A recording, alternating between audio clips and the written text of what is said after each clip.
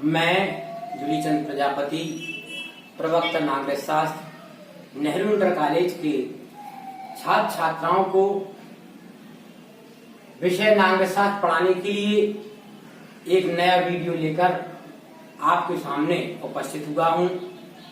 प्रिय बच्चों, पिछले वीडियो में मैंने आपको बताया था राष्ट्र निर्माण की चुनौतियां। उसी से संबंधित मैं आज आपको उसी अध्याय के अंतर्गत मैं आपको जो है बताने जा रहा हूं कि जब देश का विभाजन हुआ तो उसमें कौन कौन सी कठिनाइयां आई और किन कारणों से देश का विभाजन हुआ। तो प्रिय बच्चों, ये मेरा अध्याय है। मैं आपको बताने जा रहा हूं कि जिस कारण से हम आप ऑनलाइन जुड़े हैं उसके दिशा निर्देशों का, कोविड-19 के दिशा निर्देशों का पालन करें, गाइडलाइन का पालन करें, स्वस्थ रहें, अध्ययन जारी रखें और आप अपने जीवन को सुचारू रूप से चलाने के लिए जैसे नियम निर्देश हैं उनका पालन करें। प्रिय छात्रों, मैं आपको बताने जा रहा हूं भारत विभाजन की कठिनाई।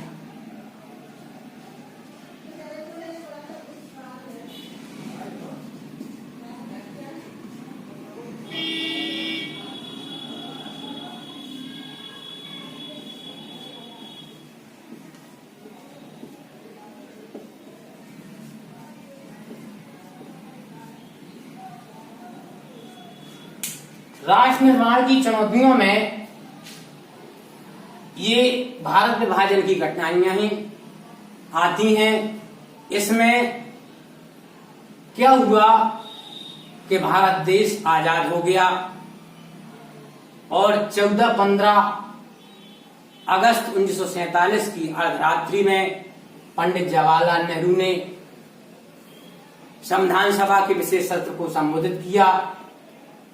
इसके बाद जो है भारत विभाजन की मांग उठी। हालांकि मांग तो पहले से उठती रही, क्योंकि आप जानते हैं कि मुस्लिम लीग 1906 में इसका गठन हुआ। इसके नेताओं ने, मोहम्मद अली जिन्ना ने पाकिस्तान की मांग की और पाकिस्तान का ही ये निर्माता है। तो चूंकि कुछ ऐसी समस्याएं आई जिसकी वजह से हमारे भारत का विभाजन हुआ, मुस्लिम नेताओं की वजह से ये चाहते थे कि मुसलमानों का एक अलग से राष्ट्र हो। तो इसमें तमाम कठिनाइयां हैं। भाई, ये आधार तय हुआ था कि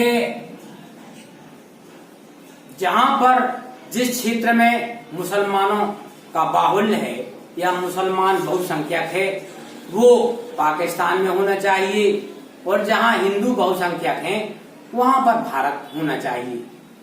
लेकिन इसमें इस प्रकार की बात तो सामने आ गई थी, लेकिन फिर भी कई समस्याएं थी, कई कठिनाइयां थी। पहली कठिनाई थी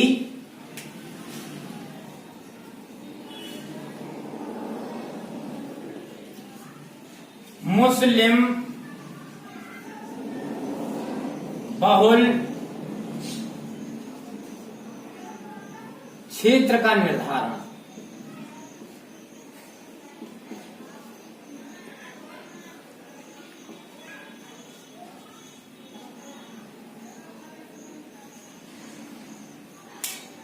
अब इस हेडिंग के अंतर्गत, इस हेडलाइन के अंतर्गत ये अब आप बच्चों ये लिखेंगे कि आखिर भारत में वो कौन सा क्षेत्र था मुसलमानों का जो बहुसंख्यक था।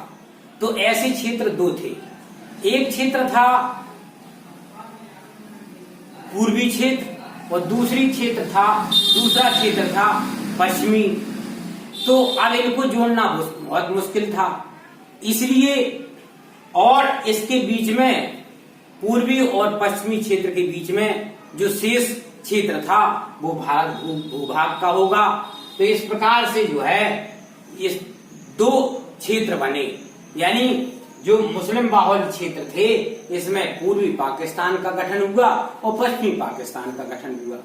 तो इस प्रकार से इन क्षेत्रों का निर्धारण किया गया। दूसरी कठिनाई थी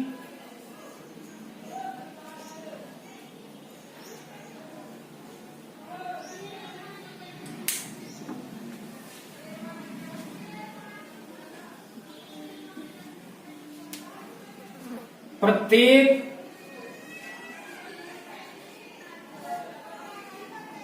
मुस्लिम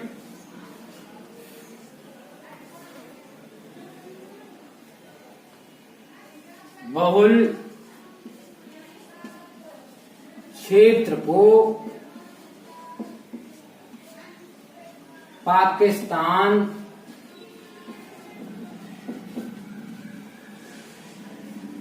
पाकिस्तान में जाने के लिए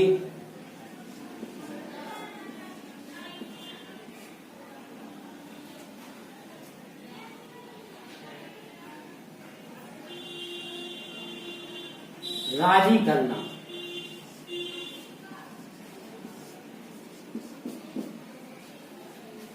इसके अंतर्गत मैं आपको बता रहा हूं कि जो कुछ ऐसा क्षेत्र था मुस्लिम बहुल क्षेत्र, वो पाकिस्तान में जाने के लिए तैयार नहीं था। मैंने आपकी पिछली वीडियो में बताया था कि पश्चिमोत्तर सीमांत प्रांत के नेता जो निर्विवाद नेता थे उनका नाम था खान अब्दुल गफ्फार खान। ये द्विराष्ट्र सिद्धांत के प्रबल विरोधी थे। ये नहीं चाहते थे कि भारत पाकिस्तान का विभाजन हो या भारत पाकिस्तान का बंटवारा हो। ये हिंदू मुस्लिम एकता के प्रतिपादक थे और ये भारत में मिलना चाहते थे, लेकिन पश्चिमोत्तर सीमांत प्रांत को पाकिस्तान में मिला लिया।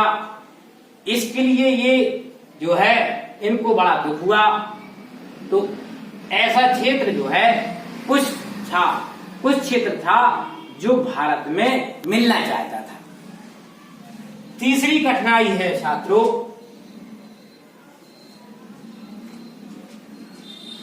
पंजाब और बंगाल के बंटवारे की समस्या।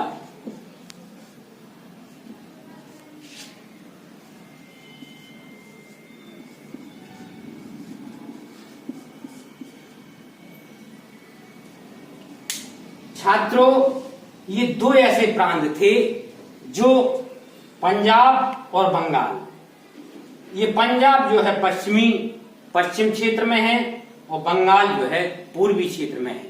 यहाँ पर मुसलमानों का बाहुल्य है और इसमें अभी मुसलमानों का बाहुल्य है, लेकिन इसमें कुछ गैर मुसलमान भी थे दोनों क्षेत्रों में। तो अब समस्या आई कि किस प्रकार से जो है ये पूर्वी पाकिस्तान में करें और इसको पश्चिमी पाकिस्तान में करें। तो ये जो है धार्मिक आधार पर इसका बंटवारा हुआ, तहसील और जिले के आधार पर इसका बंटवारा हुआ। इस प्रकार से धार्मिक बंटवारा हुआ और ये बहुत बड़ी त्रासदी थी कि दो पड़ोसी जो अपने साथ साथ रहते थे वो जो है विदेशी हो गए थे और इधर से उधर जाने के लिए मजबूर थे।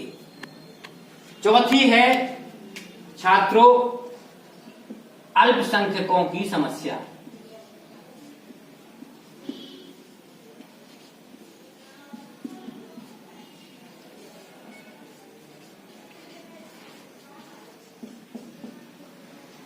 छात्रों, भारत विभाजन में ये भी एक बहुत बड़ी समस्या थी।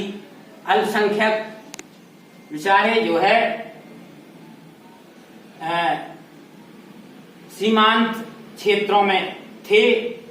ये सांसद में थे कि जैसे इनको पता चला कि भारत का विभाजन हो रहा है तो इनके साथ जो है हमले होने लगे। इनको घर बार छोड़ने के लिए मजबूर होना पड़ा। इनकी बहू बेटियों के साथ जबरदस्ती शादी की, अगुआ किया, बाल बच्चे माता पिता से छिन गए। इस प्रकार से जो है अल्पसंख्यकों की बहुत बड़ी समस्या थी और उनको जाकर के कत्लेआम हुआ, जबरन बलात्कार किया गया, बहु बेटियों को जबरदस्त शादी की गई। तो इस प्रकार से जो है उन्होंने अपनी संपत्ति, अपनी देनदारियां और अपनी परिसंपत्ति को छोड़ करके शरणार्थी शिविरों में शरण ली। और ये जो है सबसे बड़ा दर्दनाक और त्रासदी, बहुत बड़ी त्रासदी थी। ये अल्पसंख्यकों के साथ बड़ी ज्यादती की गई। तो इस प्रकार से बच्चों ये 4 कठिनाइयां थी। मुस्लिम बहुल क्षेत्र का निर्धारण करना या मुस्लिम बहुल इलाकों का निर्धारण करना, प्रत्येक मुस्लिम बहुल क्षेत्र को पाकिस्तान में जाने के लिए राजी करना, पंजाब और बंगाल के बंटवारे की समस्या और अल्पसंख्यकों की समस्या, ये 4 समस्याएं जो है भारत विभाजन के समय उभरी। प्रिय छात्रों, अभी आपने भारत विभाजन की कठिनाइयां 4 मैंने बताई हैं। अब भारत विभाजन किन किन कारण से हुआ ये मैं आपको बता रहा हूं। भारत विभाजन के कारण, भारत विभाजन के कारण। पहला कारण बच्चों, भारत विभाजन वैसे अंतरात्मा से कोई नहीं चाहता था, केवल मोहम्मद अली जिन्ना और मुस्लिम लीग, बाकी 2 ऐसे नेता थे, खान अब्दुल गफ्फार खान जो द्वै राष्ट्र सिद्धांत के विरोधी थे, प्रबल विरोधी थे, और एक और थे मौलाना अबुल कलाम आजाद, ये भी हिंदू मुस्लिम एकता के प्रतिपादक थे। ये नहीं चाहते थे कि भारत का विभाजन हो, और पूज्य बापू भी नहीं चाहते थे कि भारत का विभाजन हो। उन्होंने तो यहां तक कह दिया था कि अगर पाकिस्तान का निर्माण होता है तो मेरी लाश से गुजरना पड़ेगा। प्रिय छात्रों, इसके कारण निम्नलिखित है। नंबर 1 है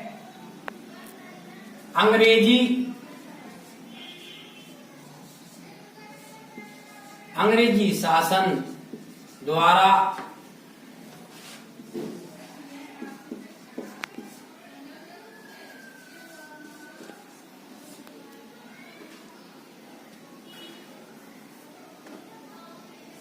फूट डालो,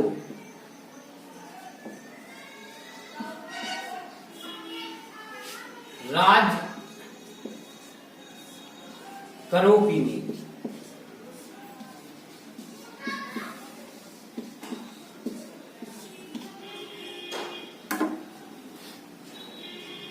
छात्रों, इसमें पहला कारण है अंग्रेजी शासन द्वारा फूट डालो राज करो की नीति इन्होंने लागू की। ये चाहते थे कि हिंदू मुस्लिम में कभी एकता ना हो, तो उन्होंने, इनके अंदर एक भावना और थी कि जो स्वाधीनता आंदोलन था उसमें हिंदुओं ने, अधिक से अधिक हिंदुओं ने भाग लिया। अंग्रेजों की नीति रही है कि हिंदू मुस्लिम में कभी एकता ना हो, और वो हमेशा उनमें कटता कायम रखते थे, जिससे एक ना रहो और हम शासन करते रहे।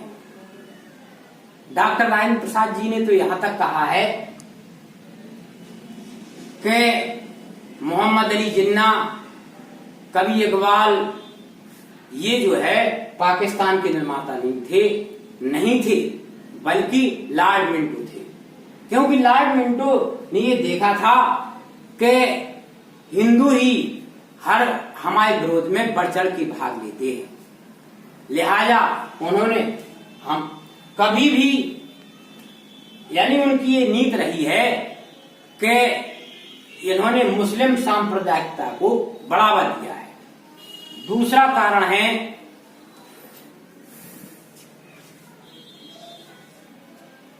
लीग के प्रति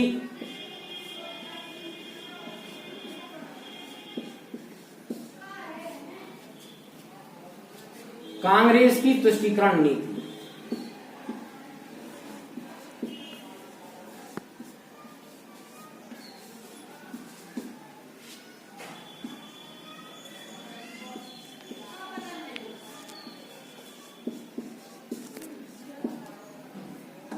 छात्रों, जो मुस्लिम लीग थी उसके प्रति कांग्रेस की नीति जो है तुष्टिकरण की थी, जिससे लीग हमेशा कांग्रेस के प्रति प्रसन्न रहे और जब भी कोई समझौता हुआ तो कांग्रेस ने इस लीग की बातों को स्वीकार कर लिया था।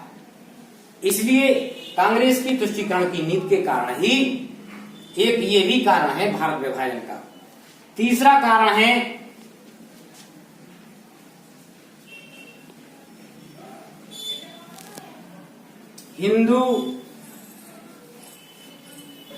हिंदू मुसलमानों में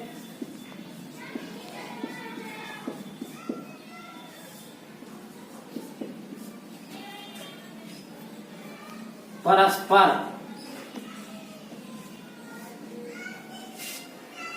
अविश्वास की भावना।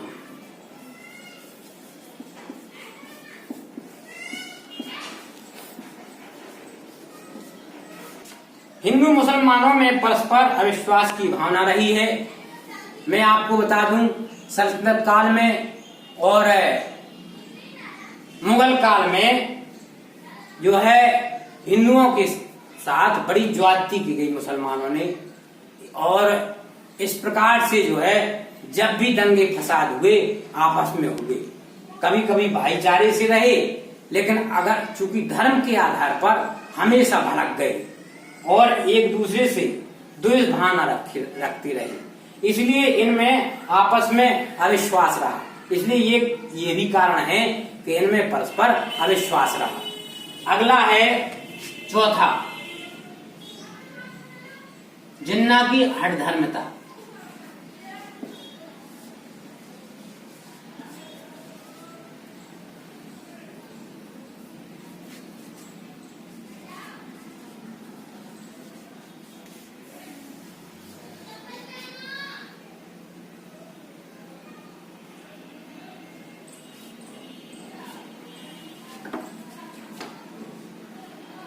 जिन्ना द्वैध राष्ट्र सिद्धांत के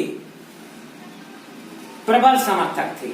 ये चाहते थे कि पाकिस्तान का निर्माण हो, और इन्होंने जो है इनकी हट थी और मुस्लिम लीग के नेताओं की हट थी कि पाकिस्तान का निर्माण हो और भारत का विभाजन अवश्य होना चाहिए, जिससे मुसलमानों का एक अलग राष्ट्र होगा। इस प्रकार से मोहम्मद अली जिन्ना की एक जो है हठ धर्मिता थी। अगला है सांप्रदायिक दंगे।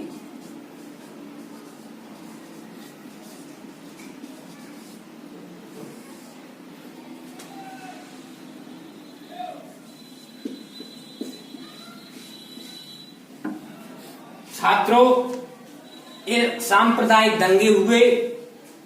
मैं आपको बता दूं, हिंदू मुस्लिम में जो है अक्सर सांप्रदायिक दंगे हुए। जब इन्होंने देखा कि मुस्लिम लीग की बात नहीं मानी जा रही है, तो मुस्लिम लीग के नेताओं ने इनको बढ़ावा दे करके और हिंदू मुस्लिम दंगे कराए। जब देश का विभाजन हुआ उस समय जो है नोआखाली दंगा, त्रिपुरा दंगा, इस प्रकार से कत्ल, जबरन, बलात्कार और रक्तपात हुआ। ये जो है भारत विभाजन के समय ये बहुत बड़ा कारण था सांप्रदायिक दंगे। एक दूसरे नेताओं ने जनता को या अपने पक्ष के व्यक्तियों को जो है उकसाया, इससे सांप्रदायिक दंगे हुए, कत्ल हुआ और बहु बेटियों के साथ बलात्कार हुए और रक्तपात हुआ। एक ये भी कारण है। छठवां कारण है सत्ता के प्रति आकर्षण।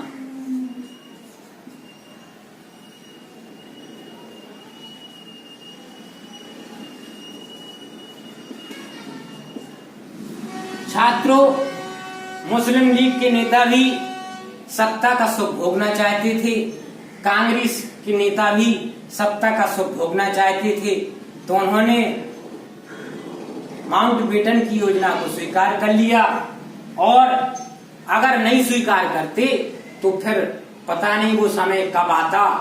इस वजह से इन्होंने जो है भारत विभाजन की बात स्वीकार कर ली और ये उत्तरदायी हुआ। ये कारण क्योंकि सब मुस्लिम लीग के नेता और कांग्रेस के नेता सत्ता का सुख भोगना चाहते थे। तो एक ये भी कारण है। अगला कारण है बच्चों, लास्ट कारण है सत्ता हस्तांतरण के संबंध में अंग्रेजों की नीति। जब अंग्रेजों ने सत्ता का हस्तांतरण किया तो उन्होंने जो है मुसलमानों को विशेष जो है उनको महत्व दिया और उन्होंने ये सोचा कि अगर भारत का विभाजन हो जाएगा तो वे आपस में लड़ते रहेंगे। और आज भी वह बात लागू है। हम भारत और पाकिस्तान में आज भी कटुता कायम है। कई बार पाकिस्तान ने भारत पर युद्ध किया, सन 1947 में किया, इसके बाद 65 में किया, इसके बाद 71 में किया और 1999 में कारगिल युद्ध। ये सबसे बड़ी उदाहरण है। ये अंग्रेजों की नीति थी। उनका जो है उनका ये दृष्टिकोण था कि ये इनमें कभी एकता ना रहे, वो आपस में लड़ती रहे, क्योंकि इन्होंने सांप्रदायिकता, मुस्लिम सांप्रदायिकता को जो है बढ़ावा देने वाले अंग्रेज ही थे। इसलिए बच्चों ये जो है भारत विभाजन के कारण है। पहला है अंग्रेजी शासन द्वारा फूट डालो राज करो की नीति, लीग के प्रति कांग्रेस की तुष्टीकरण की नीति, हिंदू मुस्लिम में परस्पर अविश्वास की भावना, जिन्ना की हठधर्मिता, सांप्रदायिक दंगे, सत्ता के प्रति आकर्षण।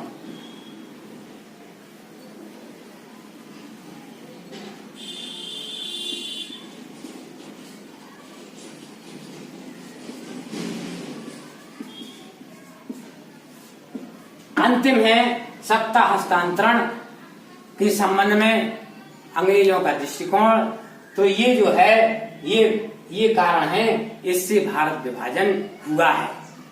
आज भी ये अगर विभाजन न होता तो कुछ परिस्थितियां और भी होती, लेकिन अब आपस में हमेशा मनमुटाव रहता है। देश को आजाद हुए कई वर्ष हुए हैं, लेकिन आज भी भारत पाकिस्तान में किसी भी मामले में बहुत हमारे नेताओं ने, हमारे राष्ट्राध्यक्षों ने प्रयास किया मेल मिलाप का, सद्भावना का, लेकिन संबंध जो है कभी अच्छे नहीं जुड़े।